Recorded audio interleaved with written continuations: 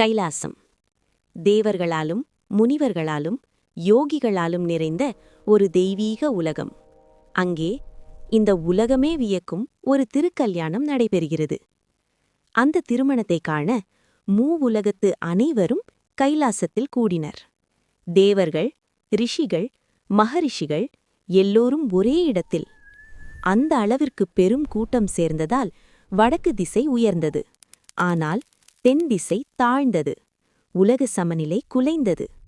அதை உணர்ந்த பரமேஸ்வரன் உடனே தன் பெருமைமிகு முனிவரான அகத்தியர் அவர்களை அழைத்தார். நீங்கள் தெற்கே சென்று நிலையை சமநிலையில் வைத்திட வேண்டும் என்று கட்டளையிட்டார். அப்போது அகத்தியர் மனதில் ஒரு வருத்தம்.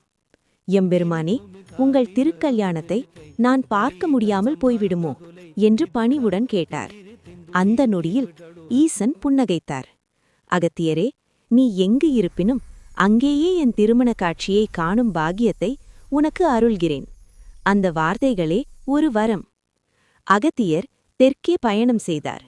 அவர் வந்தடைந்த இடம் வேதாரண்யம் என்று அழைக்கப்படும் திருமறைக்காடு. அங்கே அகத்தியர் கண்முன்னே ஈசன் அம்பிகையின் திருக்கல்யாண காட்சி தெய்வீகமாக வெளிப்பட்டது.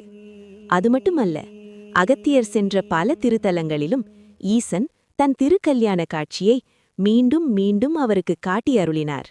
இதனால்தான் இன்றும் பல சிவாலயங்களில் அகத்தியர் தரிசித்த திருக்கல்யாணம் என்ற பெருமை நிலைத்திருக்கிறது. நன்றி. ஓம் நம சிவாய. ஈசனின் அருள் என்றும் நம் வாழ்க்கையில் நிலைத்திருக்கட்டும்.